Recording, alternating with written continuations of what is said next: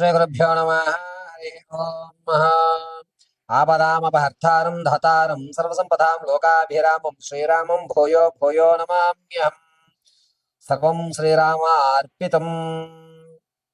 కన్యారాశి వారికి జూన్ నెలలో ఆర్థికమైనటువంటి స్థితిగతులు ఏ విధంగా ఉండబోతున్నాయి?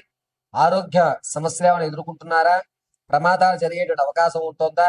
తాత ముత్తాతల నుంచి లభించేటువంటి ఆకస్మిక ధనం ఏమైనా వచ్చేటువంటి అవకాశం ఉందా అనేటువంటి విషయాల్లో మనం కూలంకషంగా పరిశీలన చేసుకున్నట్లయితే, ముందుగా కన్యారాశి వారికి ఈ జూన్ నెలంతా కూడా కలిసి వచ్చు అనేటువంటి విషయమే చెప్పొచ్చు. కొన్ని మీరు చేసేటువంటి వ్యక్తిగతమైన తప్పిదాల వల్ల మీ పళ్ళు ఆగుతాయే తప్ప అవకాశాలు అన్నీ కూడా మీకు అనుకూలంగానే ఉంటాయి. అన్ని అవకాశాలు మీ దగ్గరలో ఉన్నప్పుడు మీరు ఓపిక పట్టి 2 నిమిషాలు ఆగగలిగితే పనులు పూర్తవుతాయి. చుట్ట చివరి దగ్గరికి నాకు టైం లేదు, నేను వెళ్ళిపోతున్నాను, వెళ్ళిపోతే ఆ పని అక్కడే ఆగిపోయేటువంటి అవకాశం లభిస్తుంది. ఒక ఇంటర్వ్యూ కానీ, ఒక పనిలో మీరు వెళ్ళినప్పుడు సెటిల్మెంట్లో కానీ వచ్చేటువంటి వ్యక్తులు, పై అధికారులు కానీ, వీళ్ళు ఎవరైతే ఉన్నారో వాళ్ళు కాస్త ఆలస్యంగా వస్తారు. ఆ ఆలస్యంగా వస్తున్నారు కదా అని చెప్పి వేరే పని చేసుకుందాం, ఈలోగా అతను వచ్చేలోగా అనుకుంటే ఈ పని మీకు ఈ నెలలో జరగదు. కాబట్టి ఓపిక అనేటువంటిది కన్యారాశి వారికి ఈ నెల ఖచ్చితంగా ఉండాలి.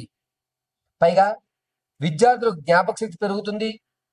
కన్ఫ్యూజ్ అయిన వాతావరణాన్ని ఏర్పరచుకుంటుంటారు. మీరు అనుకున్నటువంటి ఉత్తీర్ణత సాధించేటువంటి అవకాశం ఎక్కువగా లభిస్తూ ఉంటుంది. రియల్ ఎస్టేట్ లో కానీ, స్టాక్ మార్కెట్ లో కానీ ధనాన్ని వెచ్చించాలంటే కన్యారాశి వారికి అద్భుతంగా జూన్ 8వ తారీఖు నుంచి 13వ తారీఖు వరకు అద్భుతంగా కలిసి వస్తుంది. రియల్ ఎస్టేట్ లో ధనాన్ని పెట్టండి, కలిసి వస్తుంది. రూపాయికి రూపాయి లాభం చూడడం జరుగుతుంది.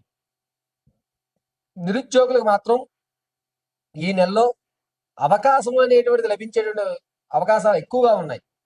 ప్రైవేట్ రంగంలో టెంపరీగా అయినా సరే మిమ్మల్ని తీసుకుంటారు. ఆ జాబ్ ఉంటుందో ఊడుతుందో అనేది సెకండరీ.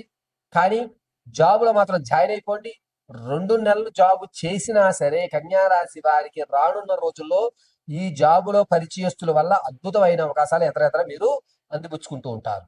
పైగా కన్యారాశిలో ఉన్నటువంటి వారు సంగీత, సాహిత్య, సినీ, కళా పరిశ్రమలో ఉన్న వారికి మాత్రం అద్భుతంగా కలిసి వస్తుందని చెప్పచ్చు. కొత్తగా పరిచయమైనటువంటి స్నేహితులు, అంటే ఫిబ్రవరి, మార్చిలో మీకు పరిచయమైన స్నేహితులు మరొకసారి కొత్త స్నేహితులతో మీకు మళ్ళా పరిచయాలు ఏర్పరుస్తారు. వారి పరిచయాల వల్ల రానున్న రోజుల్లో కలిసి వచ్చేటువంటి అవకాశం లభిస్తోంది. ఎక్కడా కూడా మీరు మొహమాట పడద్దు. మీరు ఒక్కసారి తల దించినా పర్వాలేదు, ఎవరైనా అవకాశాలు ఉన్నాయా, నీకు తెలిసిన ఫ్రెండ్స్ ఉన్నారు కదా, ఒకసారి నాకు చెప్పు అనేటువంటి మాట అయితే వెయ్యండి. అహంకారానికి పోకండి, సెల్ఫ్ ఈగోస్కి అస్సలు పోకండి. కన్యారాశి వారు ఎంత నెమ్మదిగా ఈ నెలలో ఉండగలిగితే అంత ఎత్తుకి రానున్న రోజుల్లో మీరు మంచి అవకాశాలు అందిపుచ్చుకునే అవకాశం ఏర్పడుతుంది. ఆర్థిక పరంగా వచ్చిన డబ్బు ఖర్చు సరిపోతుంది, ఎక్కడ అప్పులు చేయరు, అలాగని చెప్పి మీరు ఎవరికి అప్పుడు ఇచ్చే అవకాశం లేదు. ఈ నెలలో ఒకవేళ అప్పు తెచ్చి ఉంటే కనుక అది తీర్చరు, ఇది పక్కా. గురుగారు అవతల వ్యక్తి ప్రెషర్ పెట్టేస్తున్నాడండి, తప్పదు, నేను ఎక్కడైనా సరే అప్పు తెచ్చి ఇచ్చేయాలకు అవ్వలేరు. ఈ నెలలో మీరు అప్పులు తీర్చే అవకాశం ఎక్కడా లేదు. కాబట్టి ఆర్థికంగా ఇలా నడుస్తూనే ఉంటుంది. రావడం ఖర్చు అవ్వడం, రావడం ఖర్చు అవ్వడం సరిపోతుంది. ఏ ఇబ్బందులు లేవు. కన్యారాశిలో ఉన్నటువంటి వారు విలువైన వస్తువులు కొనడానికి ఇన్వెస్ట్మెంట్ పెడతారు ముందుగా. అంటే ఒక స్థలం కానీ, ఒక కారు కానీ అడ్వాన్స్ అయితే ఇవ్వడం జరుగుతుంది. రానున్న రోజుల్లో జరుగుతుంది, జరగబోతుంది అనేది ఈశ్వరుడు అనుగ్రహం మీద ఆధారపడి ఉంటుంది. అడ్వాన్స్ అయితే మాత్రం ఈ వారంలో, ఈ జూన్ నెల 2వ వారం లోపు కొత్త వస్తువులకు మీరు అడ్వాన్స్ ఇవ్వడం ఖచ్చితంగా జరుగుతుంది. ఇక కన్యారాశి వారు ఎవరైతే పూర్వము తాత ముత్తాతల నుంచి లభించినటువంటి ఆస్తి ఏదైతే మీ పేరు మీద రాసుకుందాం అనుకుంటున్నారో అది ఈ నెలలో జరగదు. పైగా ఈ నెలలో కన్యారాశి వారు కోర్టు సంబంధిత వ్యవస్థల మీద ఎక్కువ శాతం ఆధారపడే అవకాశం, కోర్టుకి వెళ్ళేటువంటి అవకాశం ఎక్కువ లభిస్తుంది. గొడవలకి, పంచాయతీలకి ఏ ప్రమేయం లేకుండా మిమ్మల్ని ఇరికించి మిమ్మల్ని బదనం చేసేటువంటి అవకాశం, అంటే మిమ్మల్ని ఇబ్బంది పెట్టేటువంటి అవకాశం ఎక్కువగా లభిస్తోంది.